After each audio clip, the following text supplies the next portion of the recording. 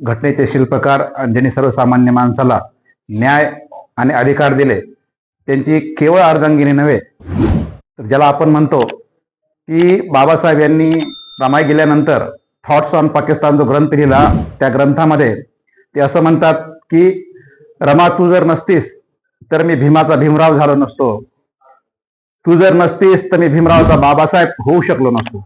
म्हणजे यावरनं त्यांचं थोरपण आपल्याला लक्षात येतं.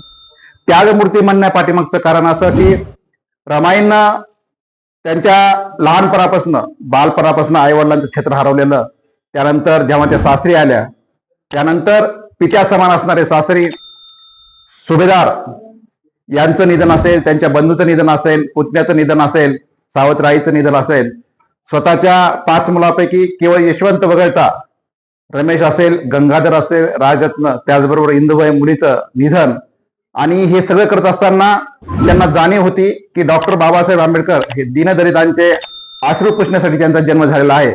त्यामुळं त्यांनी स्वतःच्या वैयक्तिक आयुष्यातलं कष्टाचं दुःख अश्रू त्यांनी बाबासाहेबांना पोहोचू दिले नाहीत. त्यामुळे एकंदरीत जर पाहिलं आपण त्यांना, तर त्यांच्या त्यागामुळं बाबासाहेबांनी समाजासाठी दीनदलितांसाठी काम केलं. आणि एकंदरीत जर पाहिलं आपण तर त्यागमूर्तीला आज लिंबागणी ग्रामपंचायत कार्यालयामध्ये आपण सर्वांच्या वतीनं 128व्या जयंती निमित्त अभिवादन करत आहोत. या थोर रमाईला पुन्हा एकदा अभिवादन करतो, थांबतो. धन्यवाद.